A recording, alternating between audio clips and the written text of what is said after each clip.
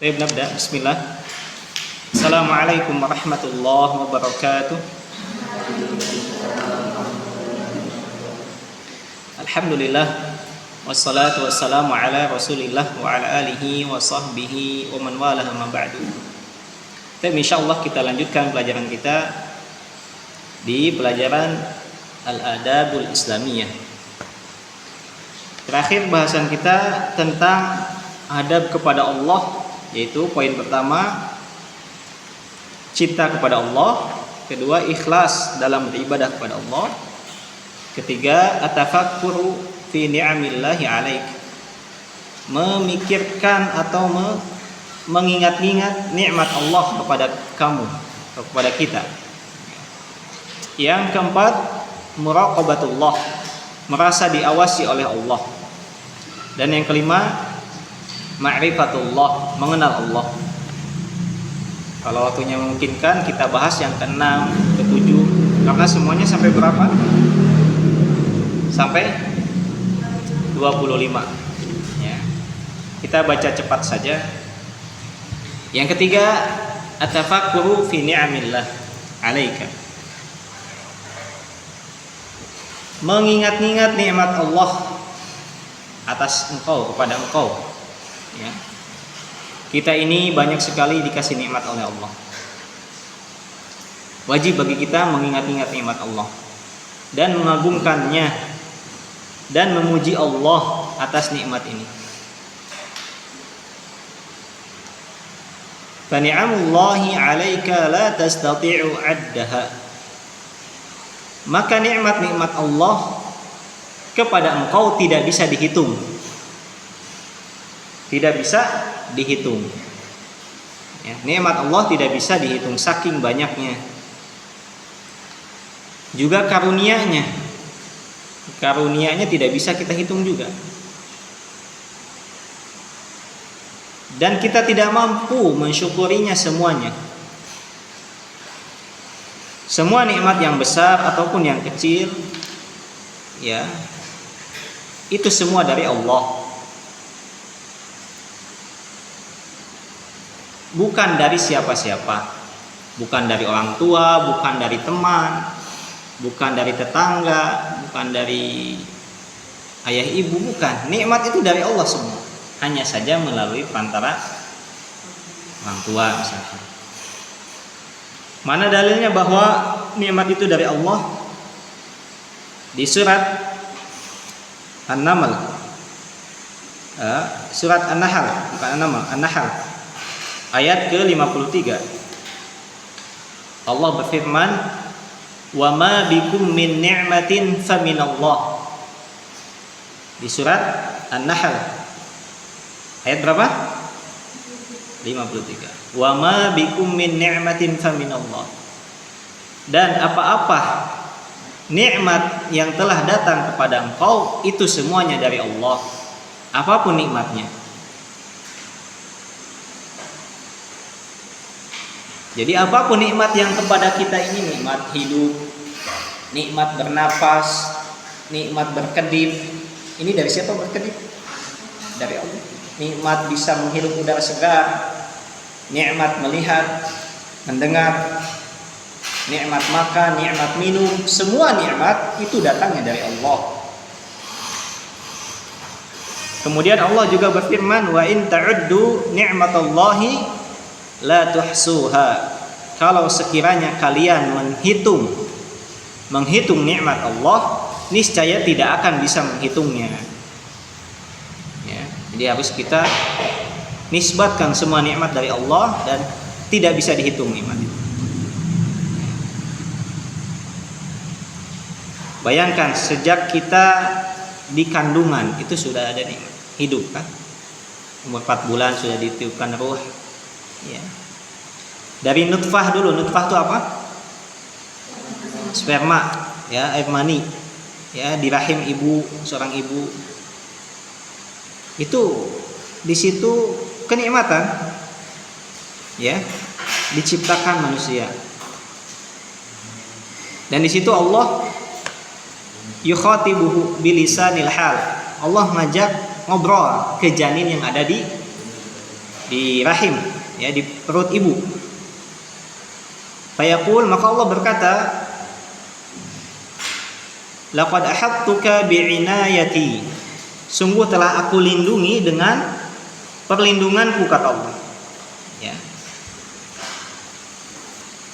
Kepedulian Allah sudah melindungi sejak dari perut, sudah dilindungi oleh Allah, itu nikmat. Ya. Dan telah aku perhatikan, ya, telah aku jaga. Ya. Kemudian nutfah itu berubah menjadi segumpal darah. Dari segumpal darah itu berubah menjadi segumpal daging.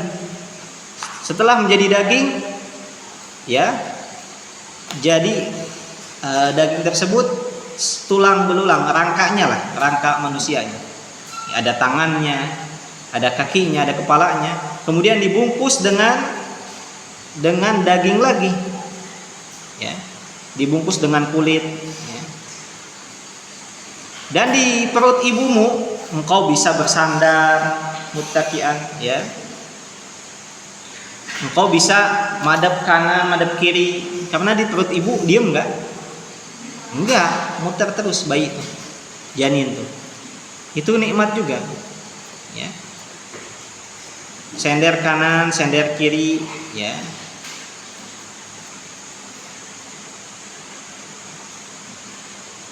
Kemudian, ya, Allah berikan rezeki berupa apa-apa yang dimakan oleh ibunya itu ngalir ke janinnya jadi besar, ya.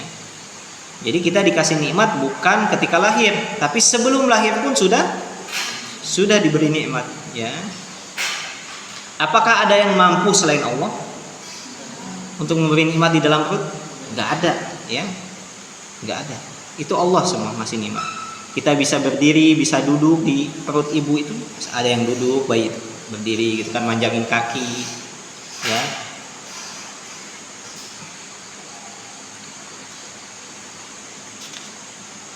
Kemudian setelah itu lahir, ya. Setelah lahir lebih banyak lagi nikmatnya, bisa melihat, bisa bernapas, ya. Kemudian setelah lahir dikasih susu labanan khalisan, ya, yang keluar dari ASI itu, air susu ibu. Itu susu yang murni, yang khalisan, itu enggak ada campuran apa-apa, bersih, ya. Dan susu ASI ini ajaib. Sebutkan haron fis syita, baridan fis shaif. Rasanya bisa hangat ketika di musim dingin. Itu hanya bayi yang bisa merasakan. Rasanya bisa hangat ketika di musim dingin dan bisa dingin ketika musim panas. Itu air susu ibu, ya. Kayak dalam kulkas itu, ya. Ya. Kalau susu biasa, susu sapi, susu itu harus, kalau pengen dingin masukin kulkas dulu. Kalau pengen hangat diangetin dulu di kompor. Kalau ASI itu enggak. Masya Allah, ya. Bisa panas di musim dingin, hangat. Dan bisa dingin di musim panas. Jadi cocok buat bayi. Insya Allah, ya. Kekuasaan Allah, ya. Tapi sangat disayangkan ketika manusia dewasa, ya, dia bermaksiat kepada Allah. Padahal dari kecil sudah dikasih nikmat oleh Allah, tapi maksiat kepada Allah ketika dia sendirian, ya. Ketika dia tidak ada orang yang lihat, malah bermaksiat. Na'udzubillah. Semoga Allah jauhkan kita dari sifat demikian, ya. Sebetulnya banyak nikmat Allah, itu paling tidak yang diantaranya nikmat Allah yang tadi kita sebutkan, ya.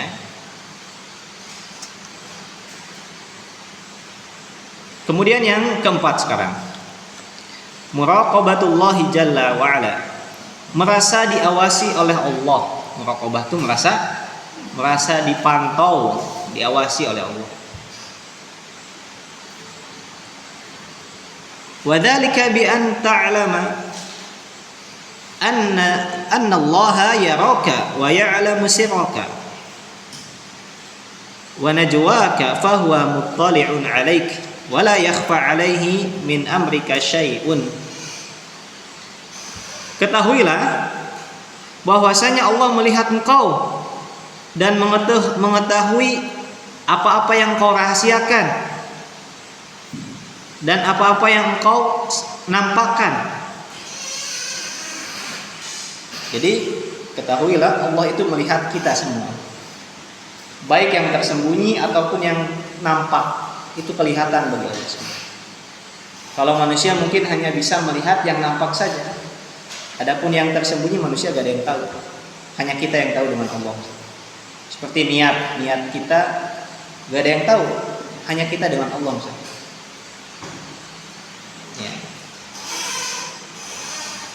Fahuwa muttali'un 'alaik, dan Allah selalu mengawasi. Muttali' itu ya istilahnya kalau bahasa kitanya seperti memata-matai, melihat.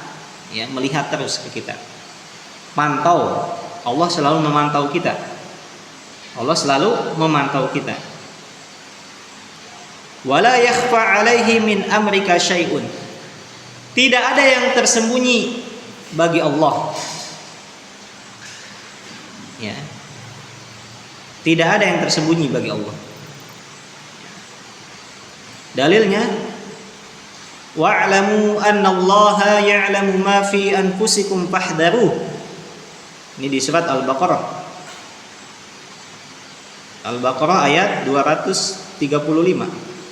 Wa'lamu, ketahuilah kata Allah, annallaha, bahwasannya Allah, ya'lamu ma fi anfusikum, mengetahui apa-apa yang ada dalam jiwa kalian. Fahdharuh, maka hati-hatilah. Maka hati-hatilah.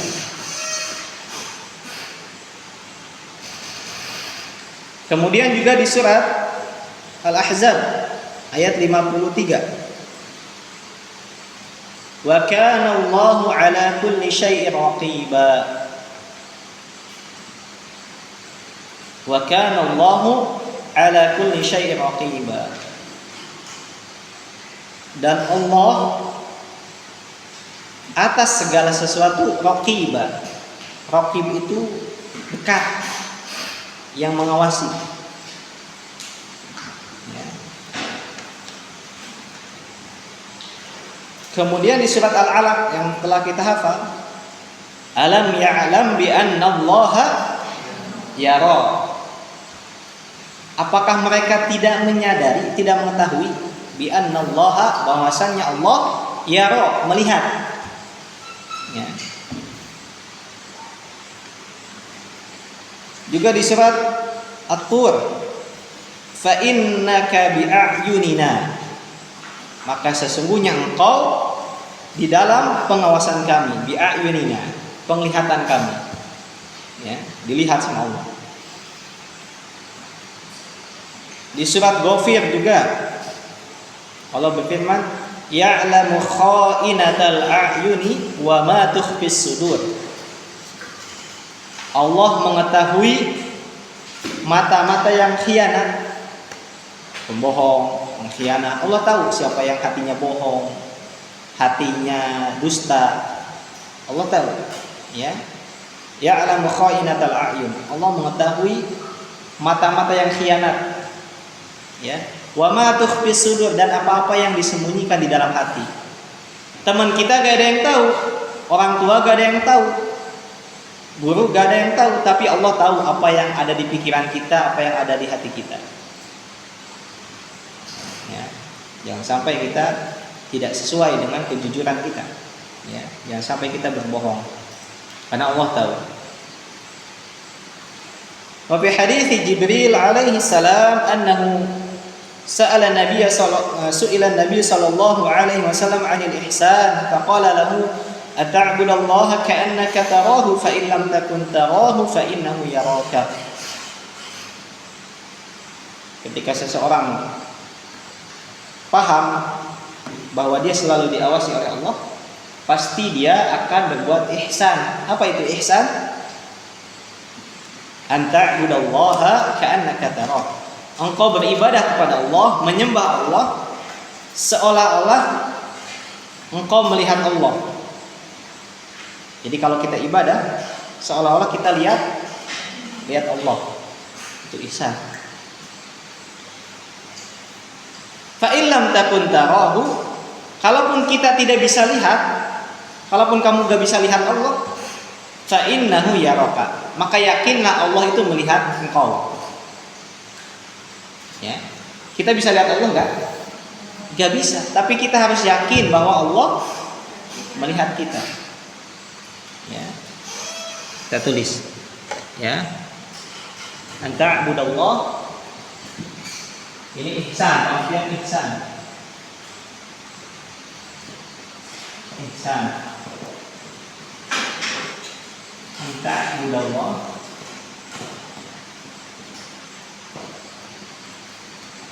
Ka'annaka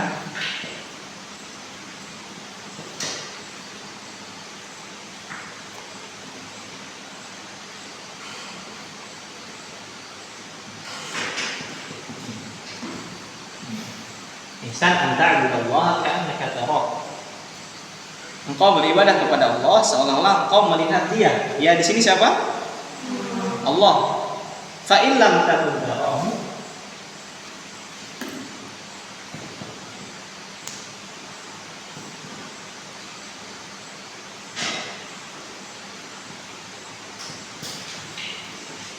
fa innahu yaraka.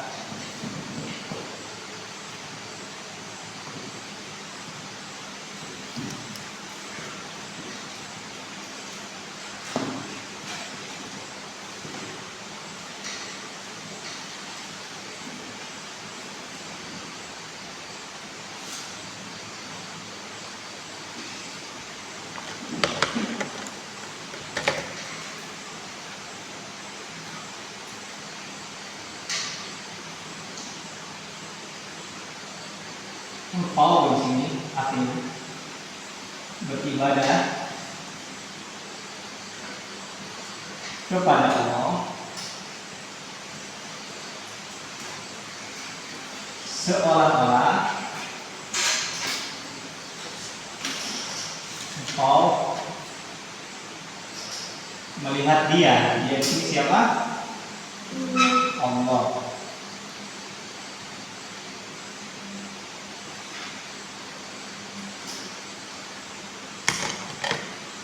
Fa in lam takun tarahu, kalau kamu gak bisa lihat Allah, gak bisa melihat Allah,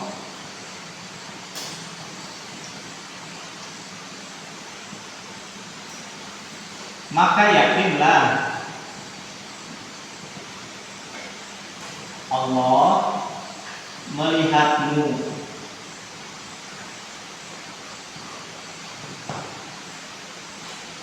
Ya, ini ihsan, bagus nih. Kalau orang ihsan, ya hidupnya enak, bahagia hidupnya. Dia hanya memperdulikan penglihatan Allah, tidak memperdulikan penglihatan makhluk. Ada orang yang lihat ataupun nggak ada orang yang lihat, dia tetap ibadah. Ya, karena dia yakin bahwa Allah melihatnya.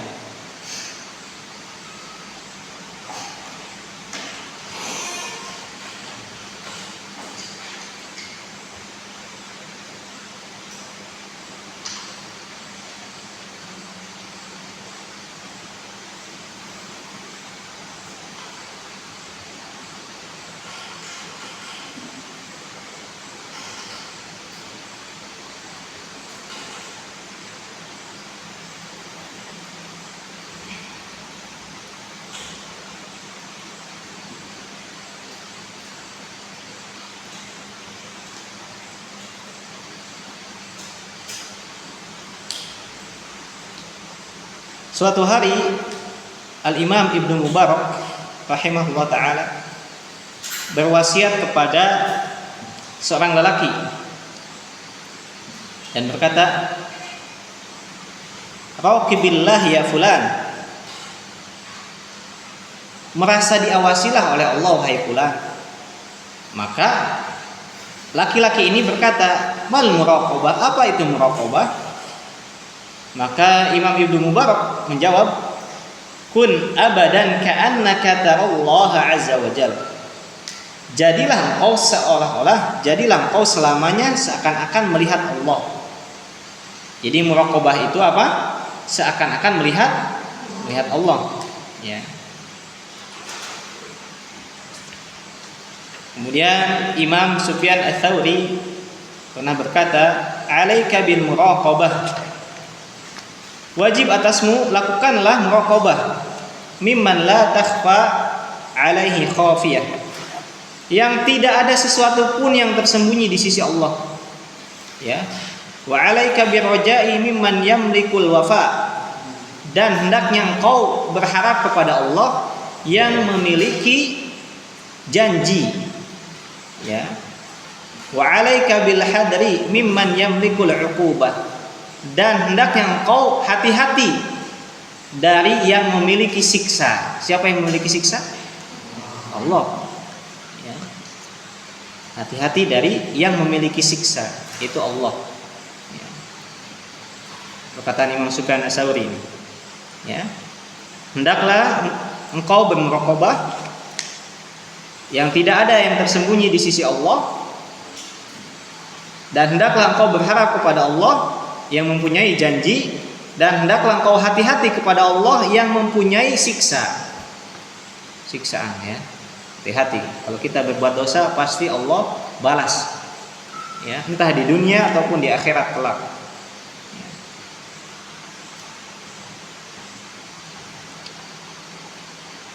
Ada satu kisah menarik tentang muraqabah ini dari Abdullah bin Dinar. Abdullah bin Dinar, sahabatnya siapa namanya?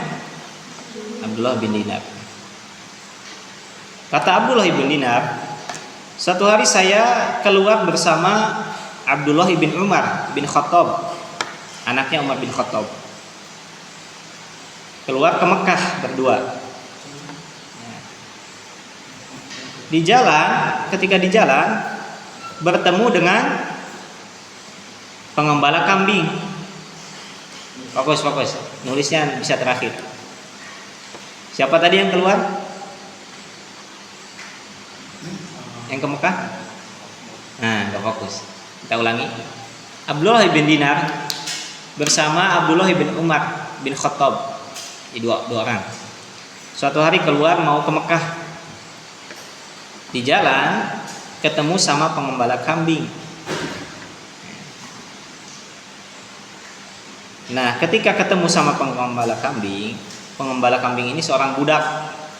Seorang budak itu bukan anak kecil, maksudnya budak itu yang tidak bebas, tidak merdeka. Dalam Islam budak itu dijual belikan dulu. Sebelum datang Islam, sebelum datang Islam, budak itu diperjualbelikan. Ya. Jadi dia nggak bebas, nggak merdeka. Nah, budak ini sedang mengembalakan kambing. Maka Ibnu Umar berkata, "Wahai pengembala kambing, bi'na syatan min hadhil aghnam." Jual aja ke saya kambing-kambing ini yang banyak, kan kambingnya banyak. Jual aja 1 ekor aja. Maka dia berkata, "Saya ini bukan yang punyanya. Saya ini seorang budak, hanya tugas mengembalakan kambing." Jadi kambingnya punya siapa? Punya majikannya, punya tuannya, bukan punya dia. Ya. Maka Ibnu Umar berkata, "Katakanlah ke tuanmu, kambing ini dimakan sama serigala," katanya. Katakan kambing ini dimakan serigala. Maka lihat jawaban si budak ini. Apabila saya mengatakan itu, katanya, kepada tuan saya, kemudian tuan saya membenarkan saya, terus fa'aina Allah, di mana Allah, katanya. Jadi tuannya bisa dibohongi, tapi Allah bisa dibohongi enggak? Enggak bisa. Ya. Madza aqulu lillahi azza wajalla? Apa yang harus saya ucapkan kepada Allah nanti, katanya. Ketika saya bilang ke tuan saya, "Oh, ini kambingnya dimakan serigala," padahal dijual. Bohong enggak? Bohong. Terus dia gimana nanti saya berhujah atau berucap di hadapan Allah nanti? Ya. Ketika mendengar ini, maka menangislah Ibnu Umar. terharu gitu kan dengan kejujuran si budak tadi. Ya. Maka Ibnu Umar ini pergi kepada tuan si pengembala kambing tadi, lalu membeli kambing-kambing tadi dan juga membeli budak tadi dan dibebaskan budaknya. Udah dibeli dibebaskan. Seperti kisah Abu Bakar membeli Bilal. Bilal dibeli oleh Abu Bakar lalu dibebaskan. Ya. Dibebaskan. Inilah ya muraqabah dari anak yang mengembalakan kambing tadi. Merasa diawasi oleh Allah. Meskipun tuannya gak lihat, bosnya gak lihat, tapi dia yakin Allah melihat. Ya. Sama gimana menerapkan ini di kehidupan kita sehari-hari? Misal orang tua kita lihat gak kita belajar di sini? Tidak melihat. Mau malas-malasan boleh, mau serius boleh. Orang tuanya gak tahu gitu kan. Tapi Allah tahu gak? Tahu. Ya. Orang tua bisa dibohongi. Kita gak serius belajar misalnya. Bisa dibohongi, bisa gak? Bisa. Tapi Allah tidak bisa. Ya. Jangan sampai kita ya belajar itu karena kepaksa. Kita belajar harus karena Allah. Allah melihat kita. Ya. Seriuslah dalam belajar. Ya. Kemudian yang kelima, ma'rifatullahi jalla wa'ala, mengenal Allah. Ya. Sebagian manusia mengenal Allah dengan jud tuh dermawan. Allah tuh ngasih rezeki terus, ngasih karunia, ngasih kebaikan. Ya.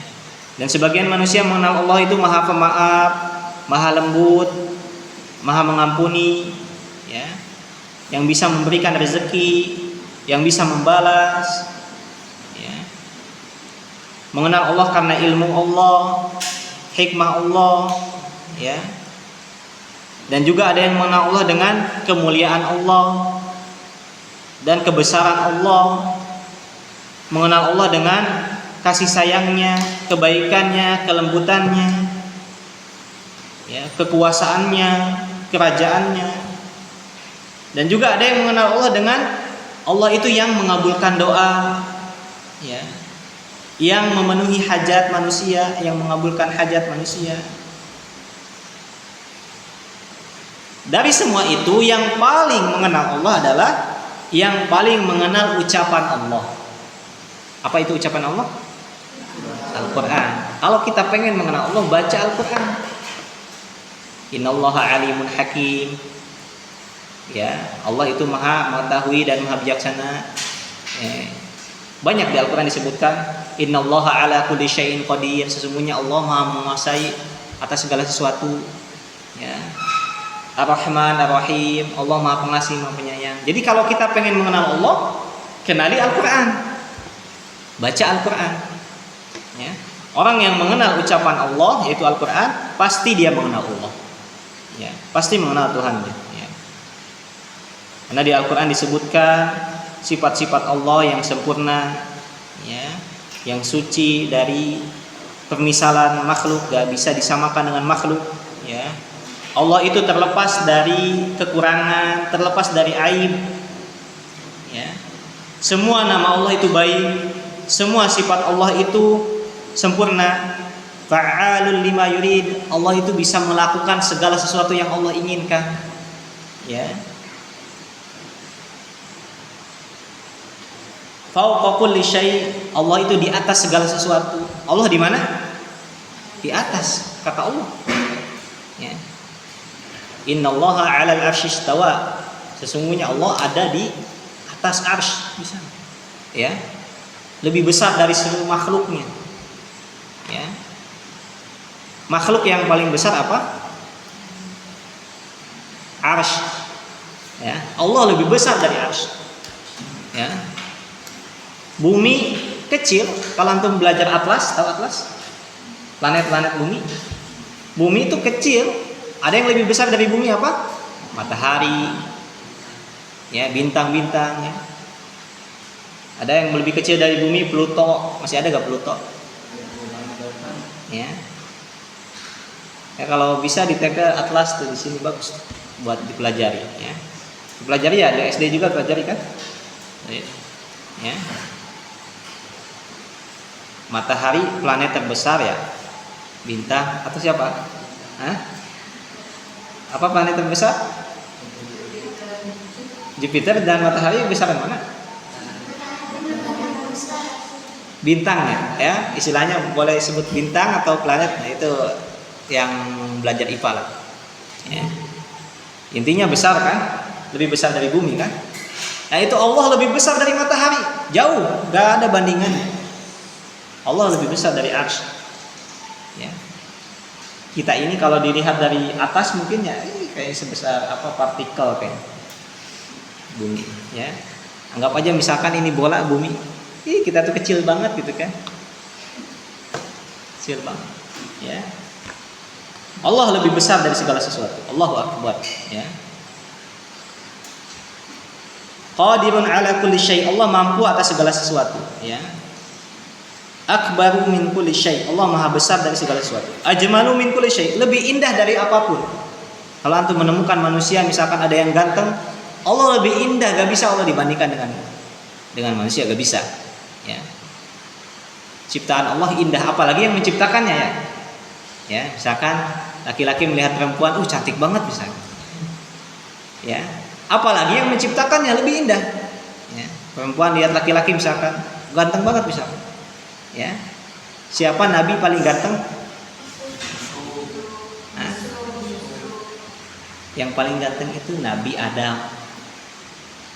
Nabi Yusuf itu hanya diberikan kegantengan setengah penduduk bumi, bukan semua penduduk bumi.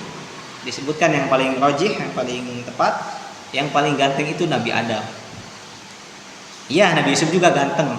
Kegantengannya hampir setengah penduduk bumi katanya. Tidak bisa yang mengalahkan. Ya. Ya. Allah lebih indah dari ciptaannya ya. Kalau kita lihat gunung, lihat bintang, lihat pemandangan, lihat langit, indah kan? Allah lebih indah dari itu. Ya, tidak bisa dibayangkan. Ya, tidak bisa dibayangkan. Arhamur Rahimin, Allah Maha Pengasih, paling pengasih. Ya. Paling pengasih ya. Melebihi kasih sayang ibu kepada anaknya. Ibu sama anaknya sayang enggak? Sayang banget. Dijaga, diurus. Nah, Allah lebih besar kasih sayangnya daripada kasih sayang ibu kepada anaknya. Allah lebih besar ya. Allah Akbar. Wa ahkamul hakimin, Allah yang paling bijaksana ya. Dan Al-Qur'an diturunkan untuk mengenal Allah ya, mengenalkan Allah kepada hambanya. Kalau kita pengen mengenal Allah, baca Al-Qur'an ya. Dan Al-Qur'an ini sebagai wasilah ya, jalan mengenal Allah.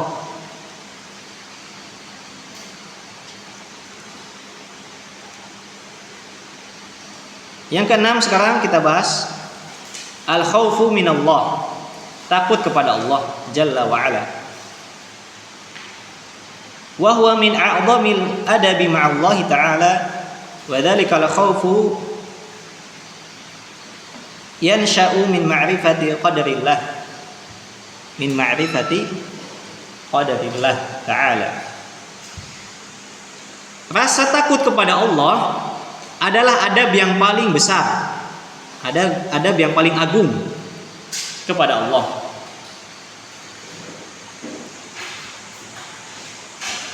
Dan takut kepada Allah itu tumbuh karena mengenal Allah. Karena mengenal. Kenapa seseorang takut pada Allah? Karena kenal Allah. Allah itu maha keras siksanya, maha cepat perhitungannya. Ya. Pasti dia takut. Ada siksa kubur, ada siksa neraka, ya. Pasti dia takut sama Allah, ya. Kalau dia mengenal Allah. Kenapa orang tidak sholat, tidak ibadah? Karena mungkin tidak kenal Allah, nggak tahu Allah itu siapa. Makanya dia bermudah-mudahan, bergampang-gampangan tidak sholat, tidak ibadah, ya. Nggak sholat 5 waktu. Ada juga yang kemarin, naudzubillah, hampir tidak sholat subuh. Hampir. Sebagian santri ada ketika kecapean kurang rihlah. Nah, kalau orang takut sama Allah pasti dia sholat dulu. Udah sholat tidur lagi gak jadi masalah karena dia capek. Jangan sampai alasannya capek, kecapean. Sholat itu tetap wajib walaupun capek, walaupun sakit. Yang sakit wajib sholat gak? Wajib, masih wajib. Ya. Oh, saya gak bisa berdiri, saat misalkan sakitnya berbaring. Kata Rasulullah, "Shalli qa'iman fa illam tastati' fa qa'idan fa illam tastati' fa 'ala jamb." Engkau sholat berdiri, kalau gak mampu berdiri duduk. Kalau gak bisa duduk juga berbaring sholat sambil berbaring. Tetap wajib meskipun sakit sholat. Apalagi cuma capek. Berarti kalau capek kurang lihlah gak usah sholat subuh, gak apa-apa? Hah? Ya gak boleh, gak bisa. Tetap harus sholat, tetap wajib sholat. Kalau sudah balik, ya, sudah dewasa, hampir saja kemarin ada beberapa yang gak sholat. Alhamdulillah ya, kita bangunkan. Ya. Karena dosa meninggalkan sholat itu lebih besar dosanya daripada membunuh, daripada mencuri, daripada berzina. Itu dosa meninggalkan sholat. Karena Allah saja berani dilanggar, apalagi manusia. Allah aja gak ditakuti sama dia, apalagi manusia gak ditakuti sama dia. Ya. Kalau orang tidak sholat berarti tidak takut sama Allah, tidak takut pada siksanya Allah. Ya. Na'udzubillah. Maka kita harus takut kepada Allah. Ini adab yang keenam, takut kepada Allah. Ya.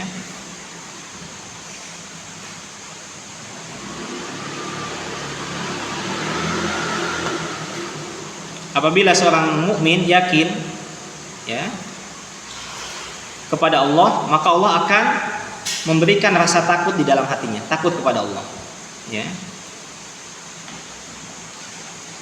Khasyah juga artinya takut, ya, takut jadi takut dan khusyuk, ya, takut kepada Allah. Jadi hatinya nanti diisi dengan rasa takut kepada Allah. Ya.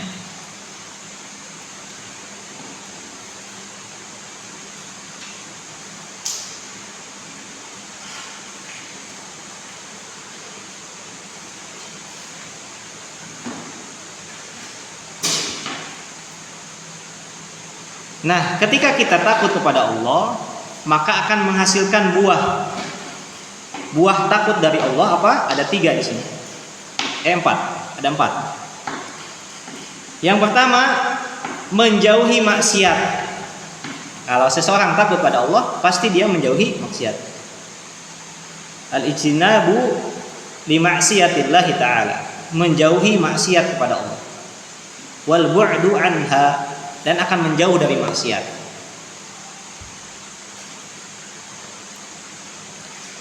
Yang kedua, dia akan melaksanakan kewajiban-kewajiban dan taat kepada Allah. Yang kedua, dia akan melaksanakan kewajiban dan taat kepada Allah. Kita tulis saja. Buah dari rasa takut kepada Allah.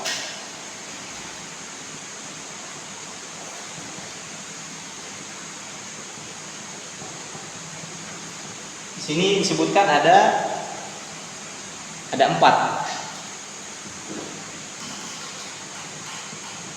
Yang pertama,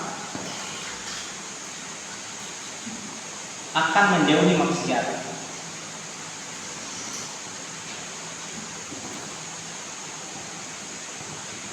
Maksiat itu dosa ya. Yang kedua, akan melaksanakan kewajiban.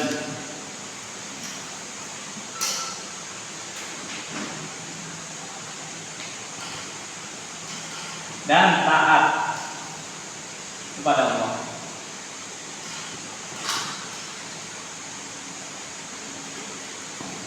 Yang ketiga,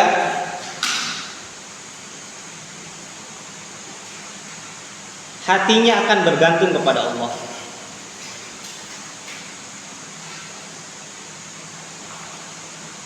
Hatinya akan bergantung pada Allah.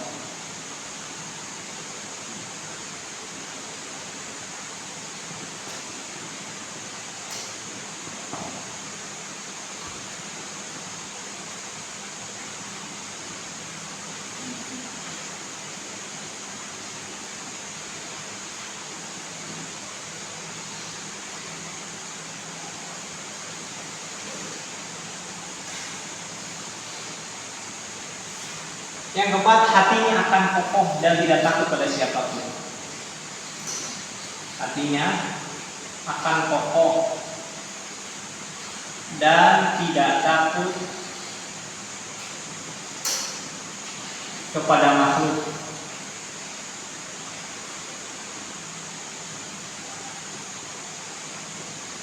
Ya, makhluk di sini manusia, hewan, tumbuhan, jin.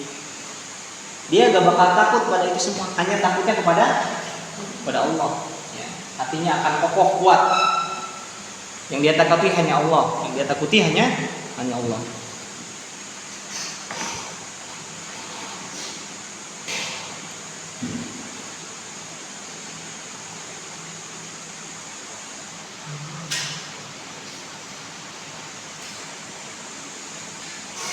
Baik. Satu lagi yang ketujuh. Tadi kan yang keenam ya, khauf minallah. Al khauf minallah. Satu lagi aja.